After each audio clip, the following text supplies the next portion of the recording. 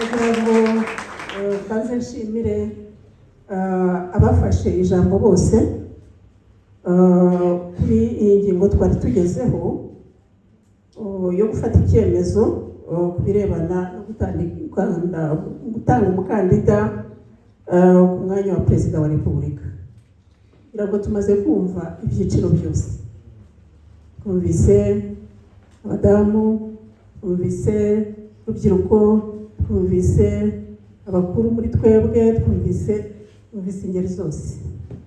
Ngira ngo bavuze byinshi bashingiraho, bashingira ku guteza imbere abikorera bavuze, guteza imbere umutekano, kubumbatira umutekano, ubumwe bw'abanyarwanda n'ubudaheranwa, birebana na diplomasi yadufunguriye n'amarembo kugira ngo tubashe kuzamura ubukungu bw'igihugu cyacu.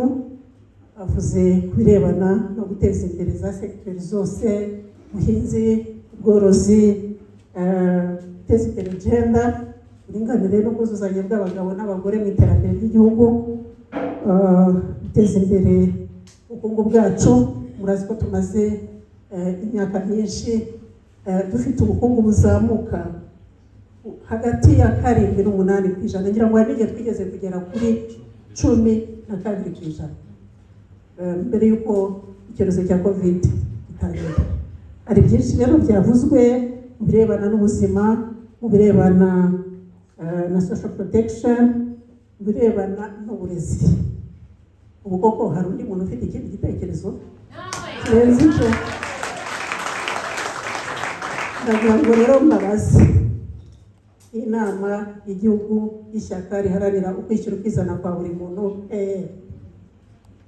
muremeza ku bwumvikane busesuye ko dushyigikira umukandida Perezida Kagame Paul, umukandida tubyemeze twese dukoma amashyi kandi duhagurutse.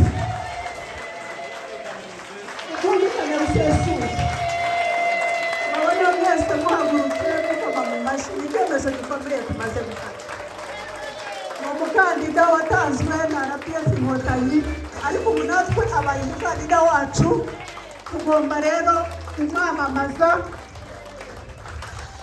kugira ngo abanyarwanda bose bazamugaragazeho amajwi.